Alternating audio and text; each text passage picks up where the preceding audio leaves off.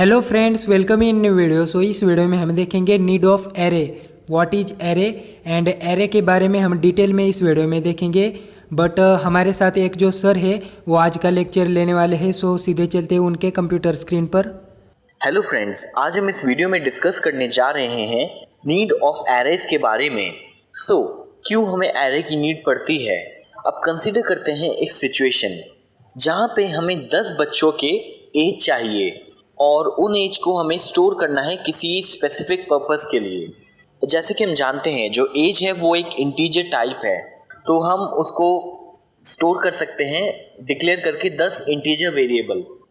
यहाँ पे हमने इनको ऐसे सेव कर लिया, integer as 1, as 2, as 3, as 4 and so on.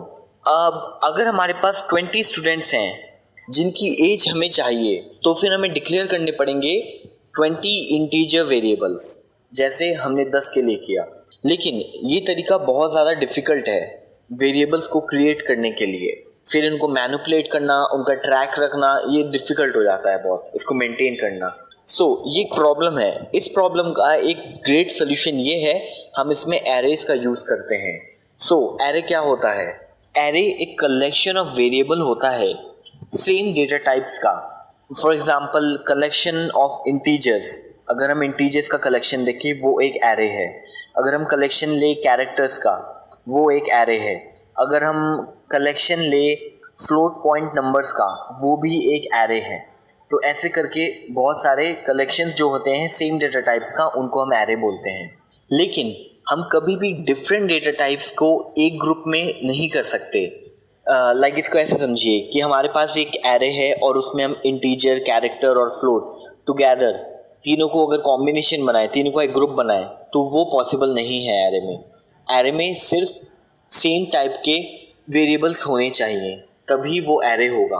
अगर इंटीजर है तो सिर्फ इंटीजर टाइप्स के होने चाहिए, फ्लोट है फ्लोट टाइप के, कैर है कैर टाइप के, एंड सो ऑन। इसलिए हम एरे को कभी कभी बोलते हैं होमोजेनस डेटा टाइप। अब हम अपनी प्रॉब्लम की तरफ चलते हैं। हमें एज चाहिए 10 बच्चों के।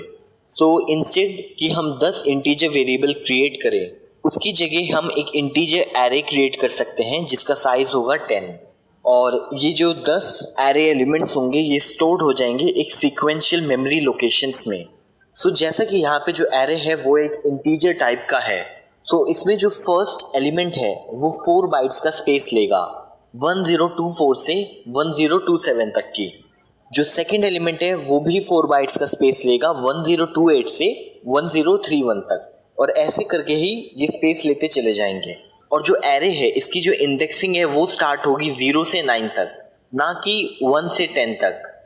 अगर हमें पहले स्टूडेंट का एज एक्सेस करना है तो हम डायरेक्टली यूज कर सकते हैं इंडेक्स 0, जो कि है एज ब्रैकेट 0। अब मानिए अगर हमें 5th स्टूडेंट का एज एक्सेस करना है तो हम इंडेक्स यूज कर सकते हैं एज 4। जनरली इसका एक फॉर्मूला है, अगर हमारे पास nth एलिमेंट है तो हम इंडेक्स यूज कर सकते हैं n-1। और अगर कोई एरे है और उसकी साइज है n, तो उसके जो एलिमेंट्स होंगे उसकी इंडेक्सिंग कैसे करेंगे हम? उसकी इंडेक्सिंग होगी 0 से n-1 तक।